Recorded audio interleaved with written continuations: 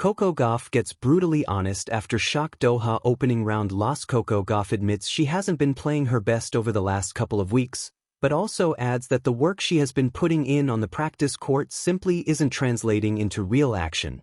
The American tennis star, who was seeded at number 4 in the opening WTA 1000 tournament of the year in Doha, had a first-round bye before picking up a shock 4-6-2-6 second-round loss to world number 57 Elisabetta Cocciaretto. While Gauff managed to recover from an early breakdown, she lost her serve once again in the 7th game and dropped the opener after failing to get the second break back. In the second set, the two-time Grand Slam champion lost her serve 2 more times, and that sealed the deal. Before coming to Doha, Gauff suffered one of the most brutal Grand Slam defeats of her career after Alina Svitolina handed her a 6-1, 6-2 loss in just over an hour of play in the Australian Open quarter-final. By losing to Cocciaretto, Gauff has now lost her last 2 matches. Gauff: I haven't showed up with my best level the last few matches. I just feel like I haven't showed up with my best level the last few matches. I'm just looking to find that again. I just feel like some of the things I've been working on in practice aren't translating to the match court, which is super frustrating. I've been having good practices, but just not playing well in the matches. I just need to find how it can translate, the 21-year-old explained. I tried to be more aggressive and was hitting more unforced errors. When I tried to be a little more passive and play with more shape, she was taking the ball early and crushing the ball. I think I need to figure out how to play against players like her, who hit super flat and take everything early. I think the last 2 matches showed I've been struggling with that. That's something I need to work on in practice. Fortunately for Gauff, she won't have to wait for too long to return to action as the WTA 1000 tournament in Dubai is starting next week. In Dubai, Gauff will be desperate to win some matches and find some momentum going.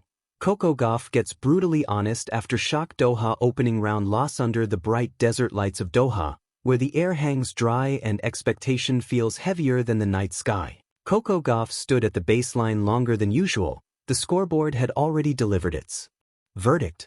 The crowd, a mix of stunned silence and polite applause, slowly began to file out of the stadium. This wasn't how it was supposed to go. Not here. Not in the opening round. Not for a Grand Slam champion, a top-ranked contender, a 20-year-old still learning how to carry both ambition and history on her shoulders. But sport doesn't follow scripts, and on this particular night in Doha, the script was torn up. The shock losses in tennis are personal in a way other defeats aren't. There are no teammates to share the burden, no tactical substitutions to dilute responsibility. It is one name on the scoreboard, one chair on the sideline, one player alone with her thoughts during changeovers. Gauff's exit in the opening round wasn't just unexpected, it was jarring. The rhythm that usually defines her game felt fragmented. The serve, often a weapon, wavered. The forehand misfired at crucial moments. The confidence that typically radiates from her movement across the court flickered under pressure. Across the net stood an opponent who played freely, aggressively, unburdened by expectation. And in elite tennis, that freedom can be lethal. By the time the final point ended, an exchange that encapsulated the match's tension, Gauff's shoulders dropped just slightly. Not in defeat alone, but in realization, something wasn't right. The honesty it would have been easy to deflect. Tough conditions. Early season rust. Credit to the opponent. A learning experience. Instead, Gauff chose honesty. I didn't play well, she admitted afterward. No cushioning, no theatrics. Just clarity. It wasn't about her level. It was about mine. That kind of admission is rare in a world where athletes are trained to manage narratives as carefully as they manage their footwork. But Gauff has long shown a willingness to confront her own game with a maturity beyond her years. She didn't hide from the serving struggles.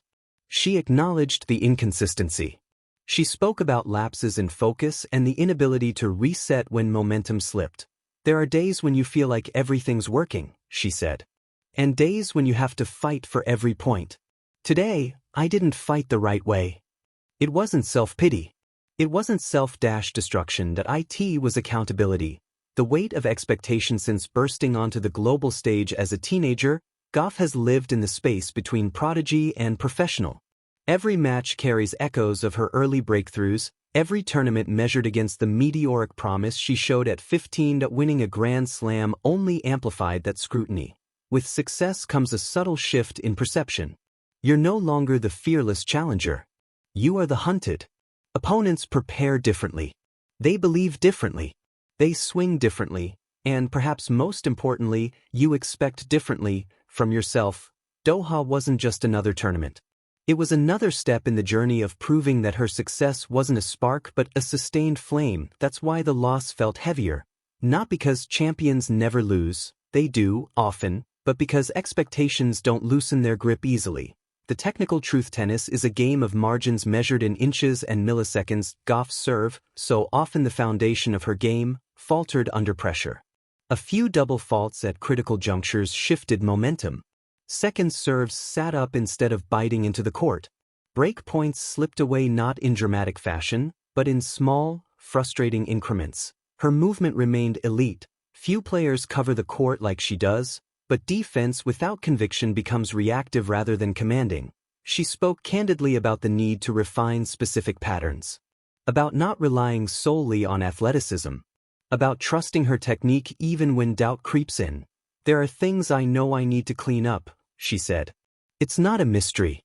It's work. That word, work, surfaced repeatedly. Not talent. Not potential, work. The mental game. If there's one area where Gauff's growth has been most visible over the past 2 years, it's mental resilience. She has transformed frustration into fuel before. She has learned to breathe through tense moments rather than rush through them. But even mental strength isn't linear. In Doha, she admitted that negative thoughts arrived faster than usual. A missed shot snowballed into hesitation. A lost game lingered too long in her mind. That's on me, she said plainly. At an elite sport, the mental game is not about eliminating doubt. It's about managing it. Containing it before it contaminates the next point. That on this night, doubt moved quicker, and Gauff didn't pretend otherwise. The bigger picture: it's tempting to frame early losses as crisis points. Social media does it instantly. Headlines sharpen words like shock and upset until they cut. But the arc of a career is long. Gauff is still in the early chapters of hers. What defines champions isn't immunity from defeat, it's the response to it. The willingness to dissect discomfort. To rewatch matches not to relive embarrassment, but to extract instruction. Doha may not be remembered as a turning point in isolation, but it may become one in accumulation, a night that forced recalibration.